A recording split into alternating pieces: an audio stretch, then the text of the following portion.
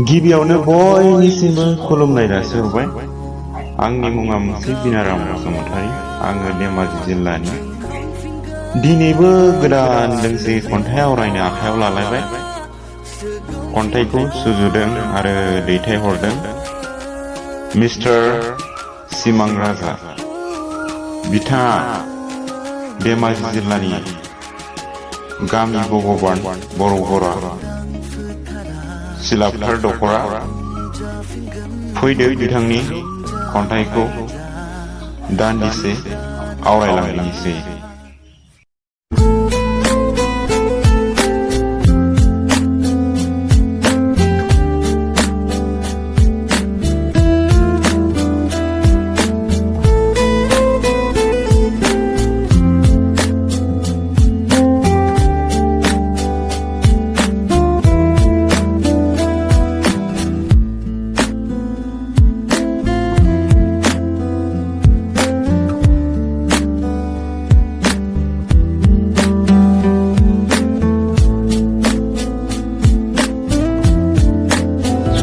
खन्थाइनि मुं गोसोखाङोबोला।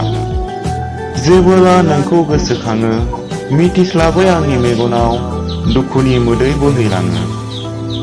जेबोला नोंनि मुङै आं लाइजाम लिरो, मोदैनि थरथिंजों लाइजामनि हांखोआ सिलाङो। फिन बेवखन गोहो मोना जायो।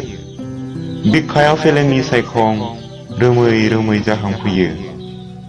सानबोलावरि गोसोआ सानो, खिनाय गोरबोनि आलासि गोमा जासिगोन नामा?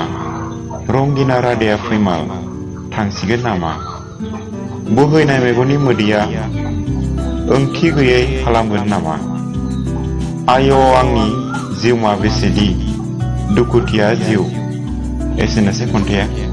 गोजोन्थों।